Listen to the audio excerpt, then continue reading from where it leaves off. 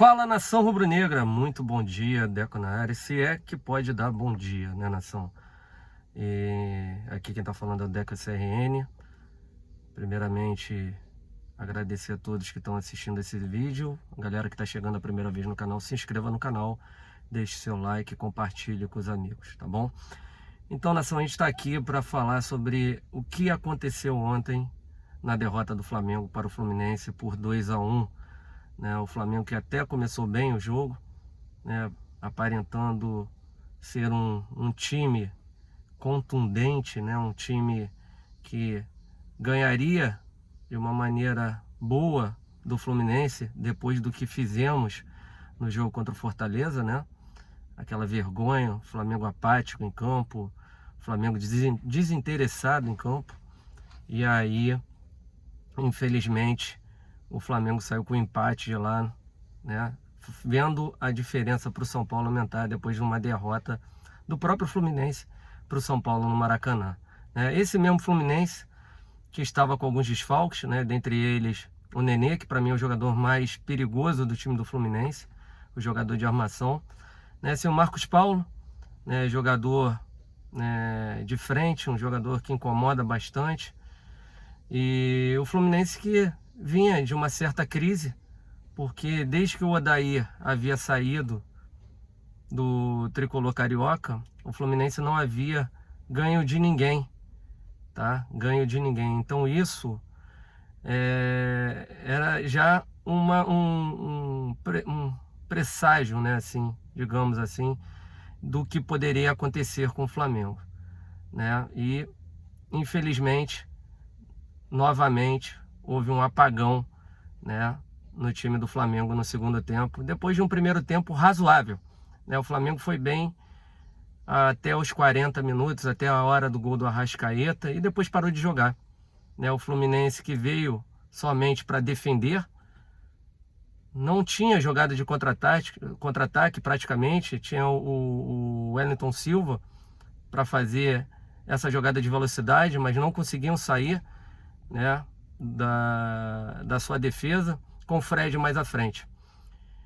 E aí o Flamengo, inexplicavelmente, depois do gol, para de jogar e recua, né? Diminui a sua intensidade.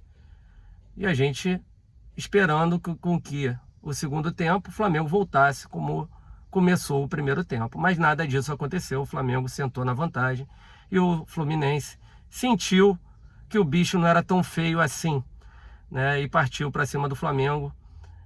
Por mais que tenha um time, né, com todo respeito ao Fluminense, né, tecnicamente inferior ao do Flamengo, mas conseguiram, né, dominar o Flamengo, inacreditavelmente dominar o Flamengo no segundo tempo. Fizeram um gol de empate, né, numa jogada que a gente cantou no pré-jogo, tá, que eram as bolas paradas do Danilo Barcelos, né, uma jogada perigosa, que a maior chance do Fluminense chegar ao gol do Flamengo seriam com as bolas alçadas na área, devido ao fato do Flamengo falhar muito nessas jogadas, devido ao fato desse jogador que eu acabei de citar, o Danilo, ser um ótimo cobrador de faltas. E falei que o Flamengo teria que tomar cuidado com 3 jogadores. Seria o Fred, seria o Matheus Ferraz e seria o Lucas Claro, que fez o gol de empate, né? E aí você vê a marcação do time do Flamengo.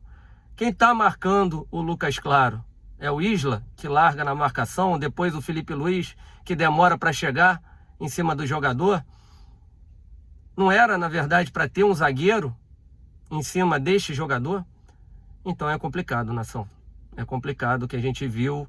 E aí o Flamengo, né, no final do jogo, devido a erros do seu treinador, erros de substituição, não tem leitura de jogo, ele simplesmente saca o zagueiro, coloca o Arão na zaga e mete o Diego Ribas para fazer a primeira volância.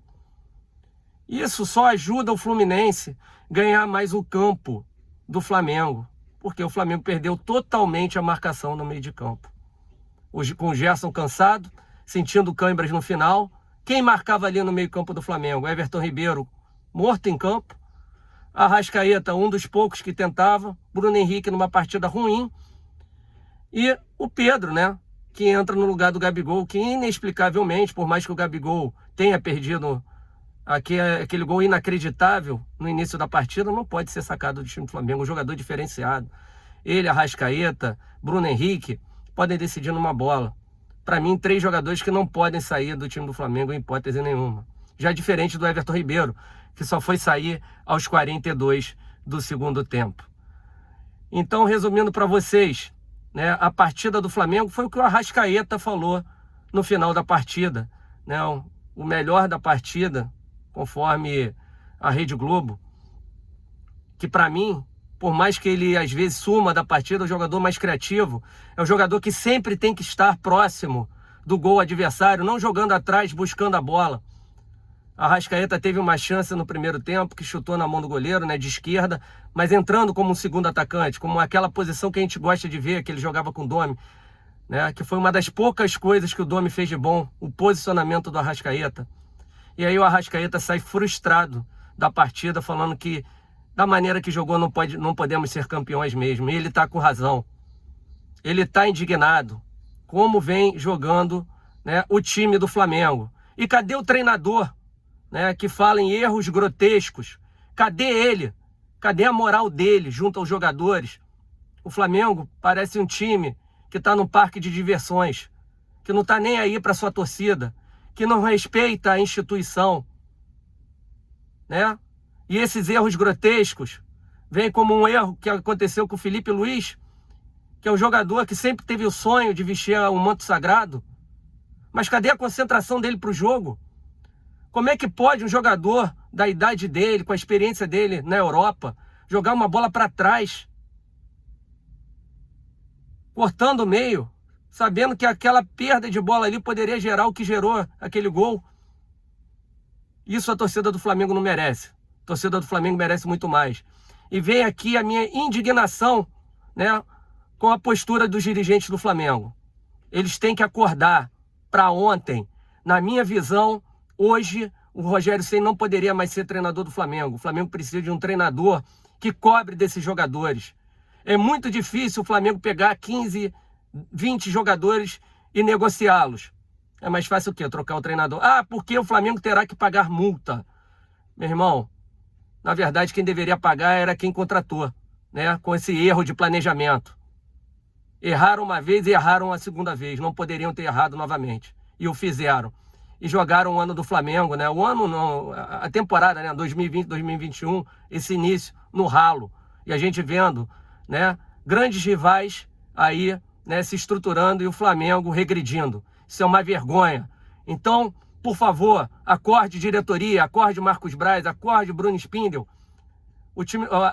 Os torcedores do Flamengo merecem coisa melhor. Merecem jogadores comprometidos, um treinador melhor, que tenha pulso forte, né? Que comande, que tenha o respeito dos jogadores, porque é isso que a gente não está vendo aqui no Clube de Regatas do Flamengo. Tá bom? Então tá aqui o meu desabafo, né? O Arrascaeta está completamente certo nas suas palavras, tem que cobrar mesmo. A gente não vê o capitão do time falar, né? O capitão do time, os capitães, né, do time, né, que a gente vê lá, né, na hora de uma falta, que quem deveria bater era o Arrascaeta, né, mas o Diego e o Everton Ribeiro que tomam a bola, né? Então é inacreditável o que a gente vê no Flamengo. Tá bom? Então é isso aí, nação. Se inscreva no canal, deixe seu like, compartilhe com os amigos, acione o sininho de notificação, tá? Mais tarde tem o 16h30. Saudações rubro-negras.